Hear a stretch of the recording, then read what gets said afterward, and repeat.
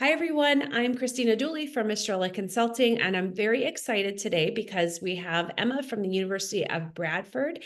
And I mentioned to Emma before we started recording that this is a new university for us in terms of learning about an option. We haven't had anybody from University of Bradford meet with us before, so I am also selfishly very excited to learn more than what I've already gathered from the website, but we know there's a lot more than what's just on the website. So Emma, without further ado, I'll let you take it away. Yeah. Okay. Yeah, thank you very much for the opportunity. My name's Emma and I'm from the University of Bradford. I've been in this position for about 18 months. And prior to that I did visas. So the way the way some students see it is I've moved over from the dark side. Um, yeah, I've got quite a wealth of knowledge there. It never leaves you. So yeah, it's nice to be on this side talking actually about the university. Um, for those of you who won't know, and there will be a few of you, and I know this, and I've got my slide ready, is where Bradford is. So what I'll do is I'll share my screen and I'll talk a little bit about the University of Bradford. So just bear with me a second. So I need to go back. Oh, no, I've clicked on the wrong thing. Let me just unshare Okay. and do that. So just bear with me a moment. So it's just a new presentation I've worked on, hence the reason it's not working properly. So bear with me a sec. Try again.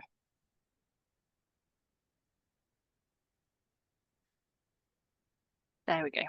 We tend to use Teams at university, so Zoom's kind of Yeah. getting used to how things work again. So hopefully you can see my screen now. And this will give you an idea of where our location is. So Bradford is actually quite a big city in its own right, but it has a very small city centre.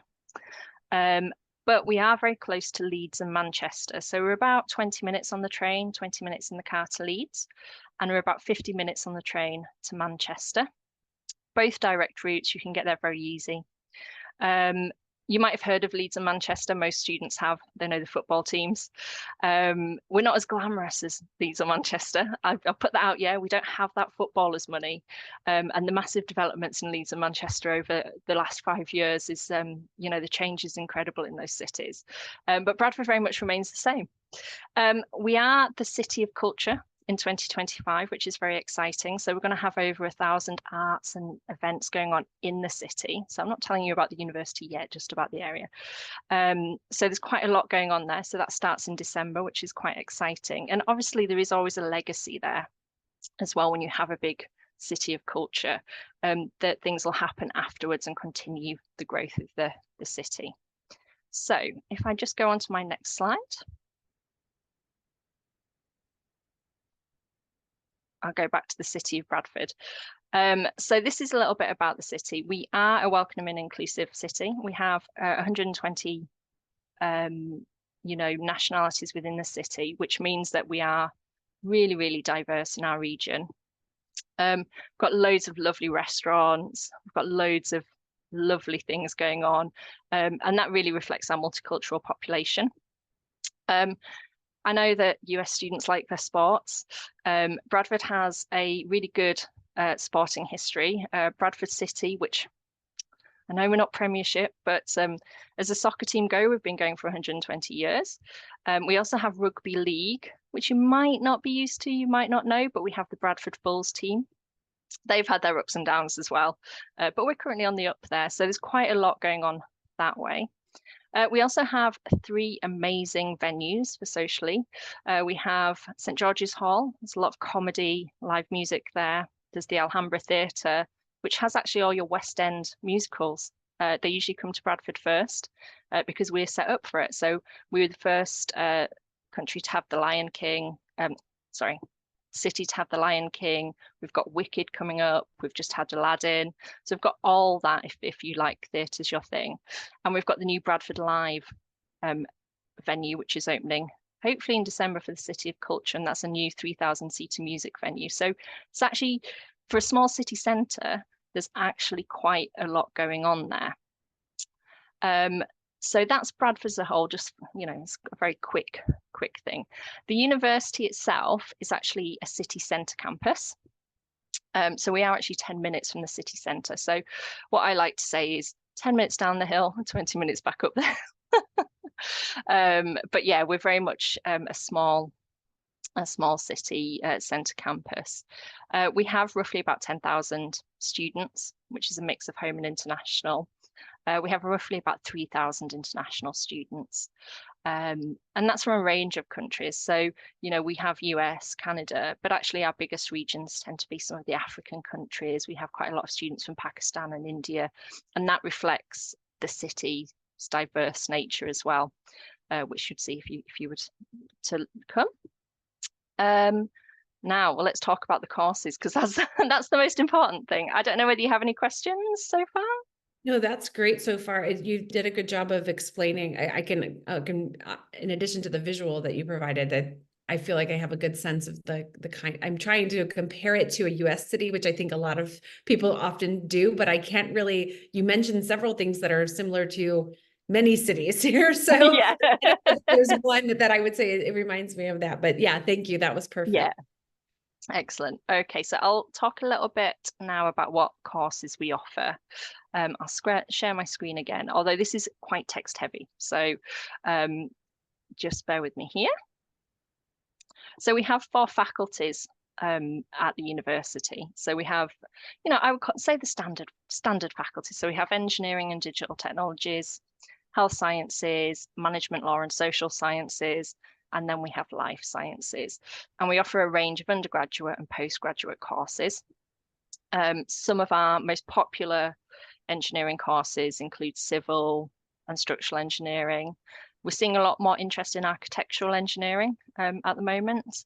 Computer science is always popular, and we've got a new computer science with AI course, again, which is very much focused on AI, which I know is a really big thing at the moment. Health sciences, we have nursing, physiotherapy, sport rehabilitation, and then we have the master's courses as well. So we're going on to sort of masters of public health. We have like masters in nursing. So again, you might decide to do an undergraduate in the US. You might want to come and do a master's course at Bradford. Many students do that. Management law and social sciences is the biggest faculty. It's also one of the first business schools in the UK. So it is very well established, and we are actually one of the only universities who's got triple accreditation. So a lot of our courses you will leave with extra accreditations such as ACCA. There might be the Institute of Marketing. So they're all sort of like add-ons to those courses. And some of the courses we offer there are obviously accounting and finance, economics, business. We do a lot of law courses. So there's, we do legal theory, corporate law, international law. And then we have a very strong peace studies department, which again was one of the first peace studies departments in the UK. So we do a lot of international development, security studies. Again, a lot of our US students come through the Rotary program, and that's for master's courses. So, we see a lot of students coming in through Rotary International, which is a very popular course, route into the university at Bradford. And then finally, we have our life sciences courses. So we have archaeological sciences, forensic sciences, biomedical, healthcare, analytics, skin sciences, toxicology. So again, there's a whole range of courses there, both undergraduate and postgraduate. What I would say, and this got announced today, which was quite exciting, is, and this is why I have to look at my screen, I'm afraid, is we have hit the top 10 for some of our courses down to the Guardian University Guide. So our children's nursing course is in the top 10. Physiotherapy is in the top 10, which is a 5-year course where you get work placements in there. So you get work experience when you do physiotherapy. There's also pharmacy and pharmacology. And again, your pharmacy course, you're in industry, gaining that experience while you study. They tend to be a little bit longer courses. So they tend to be roughly 4 or 5 years, because they take into account that placement element. And then we get into our top 20. So we're looking at mental health nursing, paramedic science is on there, but unfortunately that's not open to international students. General nursing, civil and structural engineering. So we have a nice range of engineering and life sciences courses and health in that top 10 there. Are there many other programs? You just mentioned about the paramedic science not being open to international students. Are there many others that are not open to international students? Yeah, they tend to be in health sciences or life sciences because they're underwritten by what we call the NHS. So our nursing's open, but actually there's a specific nursing course which international students are unable to do.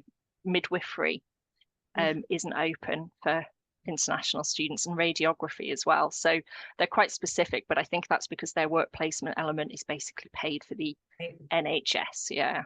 That makes sense. Although we keep asking, can we have it? And they were like, no. But yeah, I think for US students, again, in my experience, is a lot of students I've seen apply to the university who are applying for forensic sciences. And that's really, really popular at the moment. What I would say is one of the things that we have, where things don't necessarily tie up properly, is we definitely need APs and SATs. So if you don't have those, unfortunately, you'd probably be guided to do a foundation course at the university. So if you were looking at, say, forensic sciences, you definitely need a chemistry AP and you definitely need another science AP. Same with sort of your engineering courses, you definitely need something which relates to a science there. So, when students are applying, and we have students apply through the Common App, they're not necessarily seeing it change to an offer because they've not got that, advanced placement or that SAT. But we do accept IBs. So we're seeing a lot more international baccalaureates coming through now as well, which is really good. Our tariffs, we compare them with the UCAS tariffs, which I'm sure you sort of know a little bit about. Our tariffs are quite reasonable, I would say. In terms of the way the UK system works is, if you're looking at your Oxfords and Cambridges, your tariffs are going to be really very high. Plus, they're quite selective of who they apply. It's a whole interview process. A lot of the other universities in the UK, including Bradford, we're looking just at your qualifications. Because I know for the US market, there's so much focus on the personal statement. Like that again, for me, it takes a little bit getting used to. The personal statement, we just want to know why you want to come to the UK, why you want to study. If you're coming to do nursing, there'll be an interview there. So, you'd need to put why you wanted to do nursing. But really all we're looking at is for your academics there. The personal statement's important, but it's not a deal breaker when it comes to making the offer. It's more about those qualifications. Yeah, that's a huge difference and something that sometimes takes students by surprise, that they're, the like you said, the personal statement, also things like their activity list isn't necessarily something that it will impact the admission decision, or I should say it doesn't overshadow something that is a negative in the academic record, if they're. And I think that that's something that's really important for students to understand. And what, like you said, the why behind what they want to study. I've always seen that as well, with the international universities, that they really want to make sure the students know that this is what they want to do. And that's hard sometimes for students who maybe they don't. So a question for you would be, what if there are students that are somewhat undecided, or they think they want something? Do you have any suggestions for them or some advice about writing those pieces? Yeah, I think it's about being honest, and it's about, saying, it's more about why you want to study and where you see yourself in the future rather than what you've done now. I think one of the differences in the UK definitely is university is part of the growing up bit. So, you might have been head girl or head boy of a particular club. In the grand scheme of things, that's not a big issue, because actually what we'd expect is that you'd find yourself when you're at university, and you'd grow when you're at university. You don't need to come to us, fully ready and it's like, yeah, I'm ready, I'm focused, this is me. you're allowed to change who you are while you're at university, and you definitely, students come in the UK, and home students as well will come to the university and they'll be like, okay, now I've found my group. This is what I want to do. So yeah, I think those statements are really just focused on the course and the intentions. And again, some of those higher level courses, so like, nursing, and social work as well, which is a popular course. There is an interview there because we need to make sure you're the right person and you understand what nursing is and what social work is. Because sometimes, what we see is students will go, well, I'm coming to do nursing because I know I can get a job. Well, they're not wrong, Right. but they don't really understand what nursing is. And in that first 2 weeks, when you go into that hospital in Bradford or Leeds, you can get a little bit of a culture shock. It's like, oh, okay, this is what I'm doing. Yeah. I think that's sort of a good way of approaching it. I absolutely love what you said about not having to already be, have peaked basically in high school in terms of their, in terms of the leadership or involvement and finding what brings you joy outside of the classroom. I think that's a really good point, that, and I've never heard that shared like that from another institution in terms of wanting them to come and be able to find themselves and their people and their place when they're in university. I think that's a really, really great perspective. Thank you for that. Yeah. Need to hear that. Yeah. So Well, I suppose the next important thing to talk about, as always, is costs. yeah, sure. I've got costs. It's always about the costs. So we are part of the FAFSA loan scheme. So you can apply to bring your US loan over to Bradford. Okay. And we have information about that on our website. I don't think, from my experience, I don't think we've suffered the same sort of delays that other students have this year with their FAFSA loans. So I think there's a little bit of leeway there, but I think maybe that's because, a lot of the decisions are made a little bit later on in the cycle. So when things are done, but I would say obviously always apply early there. If you're looking at costs, there are really good benefits to studying in the UK. Bradford is a very cost-effective city. Like I said, I'm not putting them down because I've lived in Leeds for 20 years and I spend a lot of time in Manchester, is the cost of living there is considerably higher than Bradford is. But, that being said, you go to Leeds and Manchester for your weekend. So what you're looking for is accommodation-wise, we have student accommodation. It's on campus, it's close, it's short walk. Even the private accommodation is dotted around Bradford and it's still walking distance. Everything's walking distance. The costs start for shared, well, not shared. So this is the difference again with the UK and the US, is if you come to student accommodation, you will have your own private bedroom. You may share a bathroom with one other person, or you may have your own bathroom, but you'll share that facility with another 5, 6 people. So that's when you come and that's when you make your friends. I know for a fact that some of our US students who are coming this year, they're pretty much all in the same flat. I don't know how that's happened. One's up the stairs, one's downstairs. But you still have your own personal space. You're not sharing your bedroom with anyone.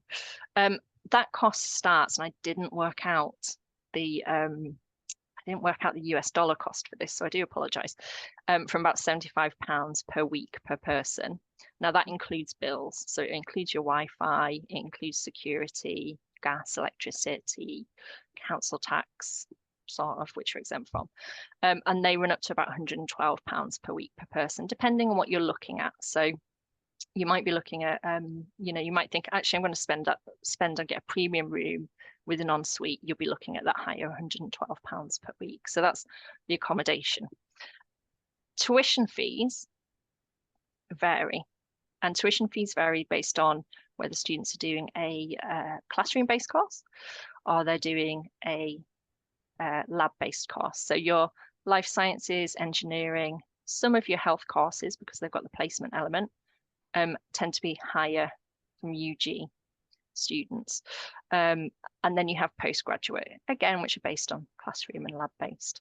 So for undergraduate courses, you're looking at roughly about $30,000 per year for your course. And most UK courses are 3 years long, unless you do a placement year, which is a work placement element, which is 10%. So most lab-based courses are about £30,000.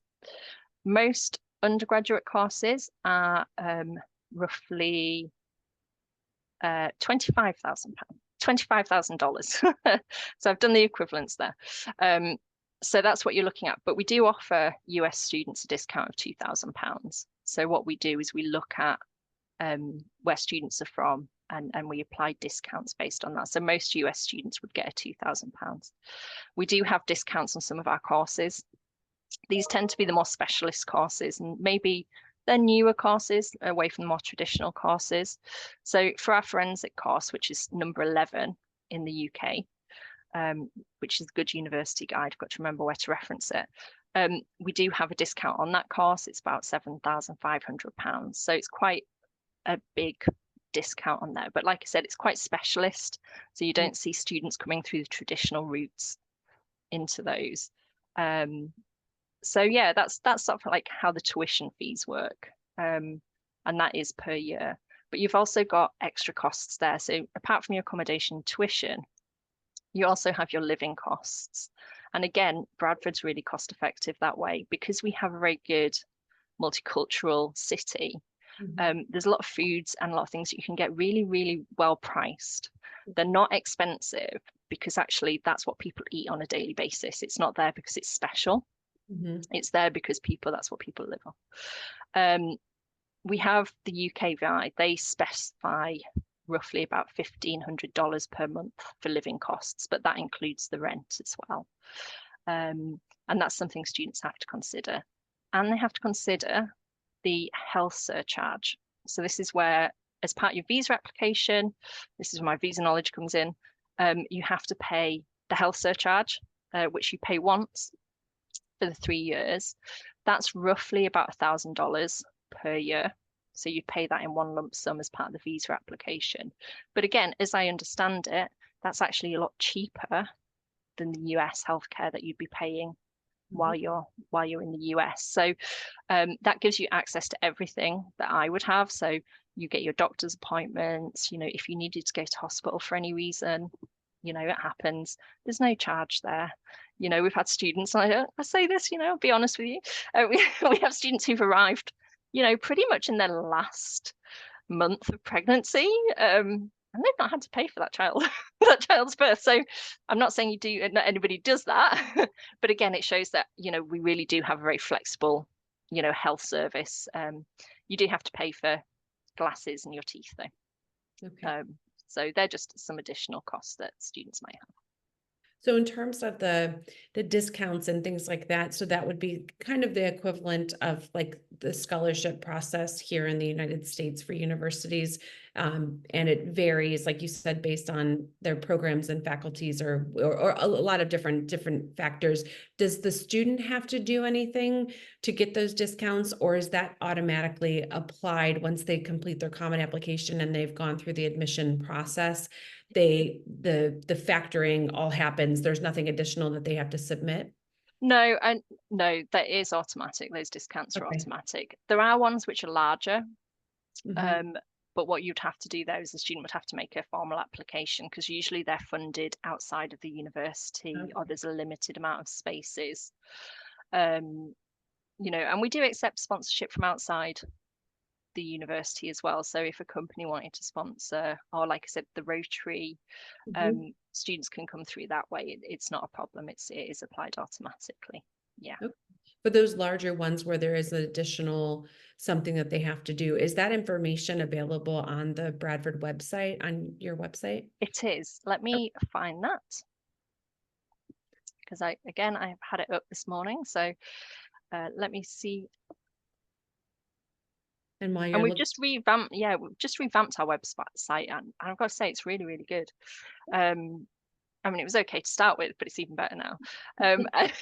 But what it does do is we'll go to the scholarships, but also for each course, even the undergraduate and postgraduate, what it actually does is it tells students, what their job opportunities are, how many applicants from previous years have gone into certain jobs. So when I was looking at the pharmacy, I was reading that 91% of students have gone into a degree, gone into a job after completion.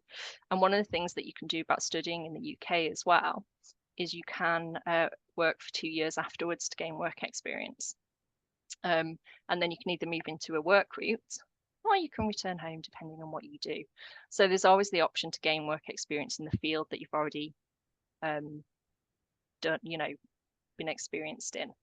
Okay, so let me just share this. So this is our scholarships and bursaries webpage. It lists all of them. Okay. But, if you were looking at a master's degree, again, a lot of students might consider an undergraduate in the US and come to us for the master's. We do have, a £10,000 discount on something, one of our new courses, which is satellite systems engineering. You'd find that you'd apply for that and go through the process. If you meet the criteria, you'd get £10,000 off your tuition fees. So that would take that one down to roughly probably about $15,000, I think, because that would be a lab-based course. There's other ones as well. We have other scholarships for specific countries as well. Vietnam has its own little scholarship. We have scholarships for peace studies and international development. So yeah, they're all listed on our website. There's the Global Scholar Award. There's Howard Opportunities Programme. So there's 4 scholarships available here. So there is a lot of opportunities available. It's just, having the time to look through them and go through that way. Yeah. Great. Well, I asked about it because we have, and this is good for any of our students that are watching this recording. We have put together a listing of, we call them hidden scholarships, even though they're not hidden. They're just things that we students have to actually look for sometimes. And so we actually have a great comprehensive directory of those that we keep on our Estrella Consulting blog, and we update it quarterly. So we'll make sure that these are included on there, that there's a link to that page. So thank you for sharing that. Perfect. In terms of the application process, is there anything other than what you've already shared? You mentioned the Common App, going through that process.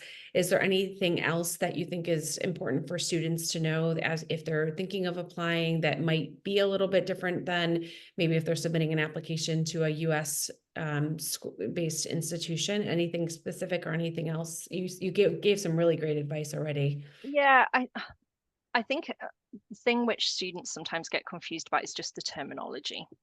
I think the terminology can be quite confusing. And I definitely find it with the Common App that some of the questions they ask on the Common App, are just not relevant to a UCAS application. But again, I think it's just about reading through the questions, providing the information that they ask for. You don't need to provide everything. What they want is your academic transcript, where you're at the moment. If you complete your studies, they want that confirmation of that degree. Obviously, you've got your personal statement, and I think it's changed through UCAS now, where actually you answer 3 questions, or it's coming in soon. So even the personal statement there has changed slightly. We ask for a reference, but I've seen US students, it's quite standard to get that reference from a teacher. And again, it's that doesn't have to be a long essay. It's just a short paragraph about who the student is, how they adapt to change, what their study process like. But again, unless somebody goes, no, it's really bad reference, right, they're still going to look at the academics. English language is another thing, so you've always got to make sure that even though majority of people speak American, that they've actually got that qualification which matches what they should have.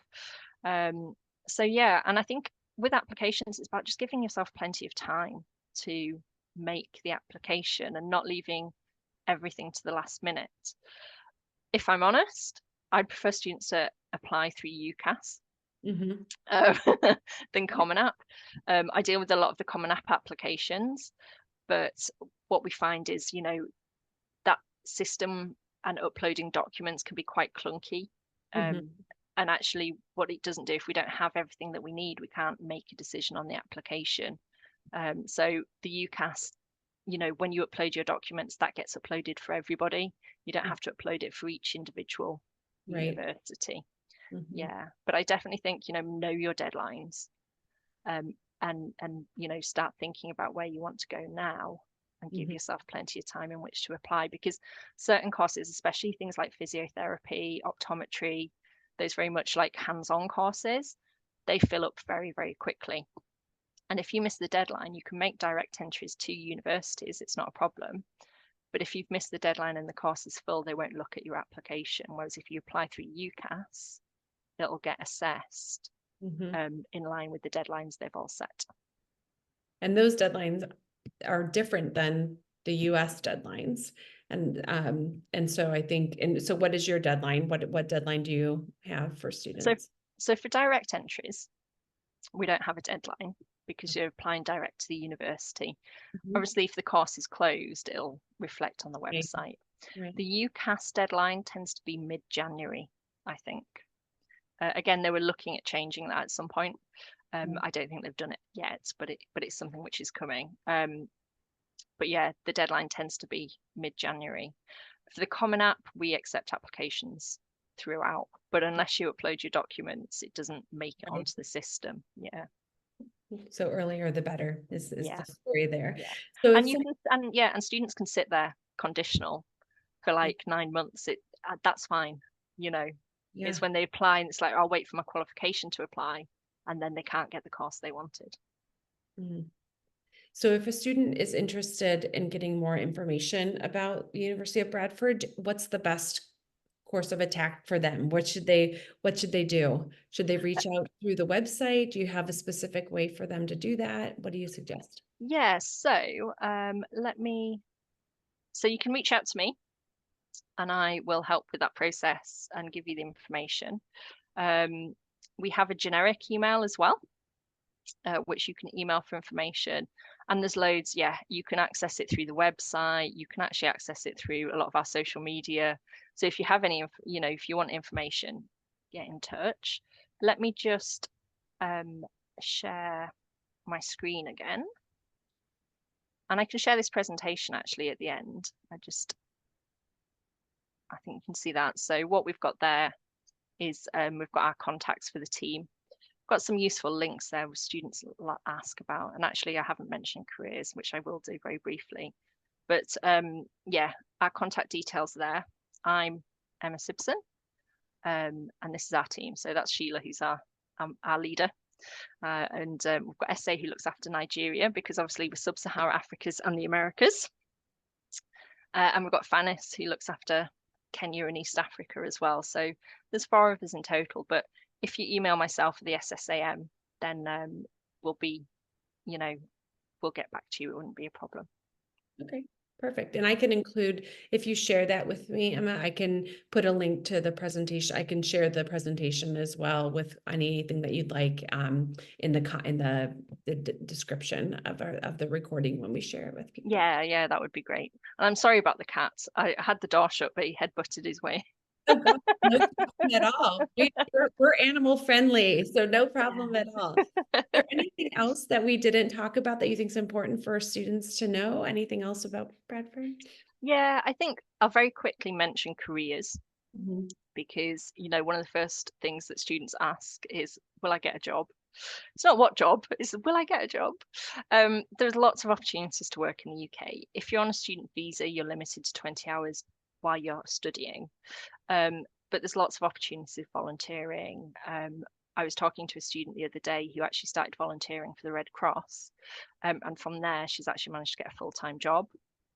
And I don't know how she managed it. She's also, stewarding at the soccer at Leeds United.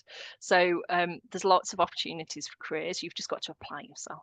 Those jobs don't come to you. You've got to look for them. We also provide career support up to 5 years after you complete your studies. So once you graduate, we don't just think, well, you've graduated, you've gone. We offer 5 years, support for the careers.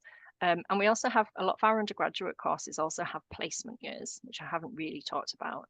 Um, and that's where you would do a sandwich year. So in the third year of your course, you would go into industry, and it's usually paid. We don't allow students to go into unpaid placements, and gain work experience. So you come out with a diploma of industrial and industrial something. Mhm. I can't remember the name of it entirely. So that's always an option. So when students are applying, they might see a 3-year course, they might see a 4-year. The 4-year is usually the placement, apart from your pharmacy and your optometry, which would be 5 years, but that's because they're higher level already. Student life, we have a student union very quickly. Lots of groups, societies. We have faith groups, we have activities, we have sports groups. We have equestrian. I mean, we're in the middle of a city. I don't know how we have equestrian, but we have equestrian. We have skiing and snowboarding. Don't know, doesn't snow much. So there's lots of like things there as well for students to do on a weekend. So even though I've talked about going to Leeds and Manchester, some students don't leave Bradford. They're quite content there as well. That's great. Well, that's good to know that that they don't feel like they have to go, but they could if they wanted to. Yeah, exactly. Yeah. I'm a great believer in getting out and about. I don't see why, we're on the doorstep of the Yorkshire Dales. You know, I don't know how much TV people watch, but we're in Happy Valley. We're in, we're not far away from Yorkshire Dales, the Lake District, which is where I'm from. You can be anywhere, you can be out in the countryside within an hour. You can be in Liverpool in an hour. We're really close to everywhere. That's amazing. That's and very different. Like we were talking about before we started recording, how different it is in terms of just proximity to things. In the United States, things are very far from each other. Yeah, so that's great that they can access all those things in just a short distance. Well, this has been very helpful. Thank you for spending the time and sharing the information with us. And certainly, if we have students that are interested in looking outside of the U.S., I mentioned to you that we've had a lot of interest in families looking at institutions in the UK and Canada in the past several years. And I think and even like you mentioned, I do want to just highlight real quickly, you mentioned in terms of cost and the fact that most of that it's 3 years, which when we're looking at the fees, it's really much less expensive to go to a university in the UK than it is to go to university in the US, for that reason alone. So I just wanted to highlight that for families that might be watching this, to pay attention to the fact that it is 3 years versus 4 or 5 or 6, I should say, Yeah. for programs here. So, but this has been really helpful. I'll include a link to the website, and then any other information you want to share you can send it my way. And if anyone watching this has questions, feel free to reach out to Emma, Yeah. and she can be helpful for you. Yeah, So always. again, it was really nice learning a little bit more about an institution that I didn't have familiarity with. So I was really happy to be able to learn more. And I wish you the best as you go through the recruitment cycle and Yeah, thank your you. new students. So it was nice to meet you, Emma. Have a great rest of your day. Yeah, thank you. You're welcome. Bye-bye.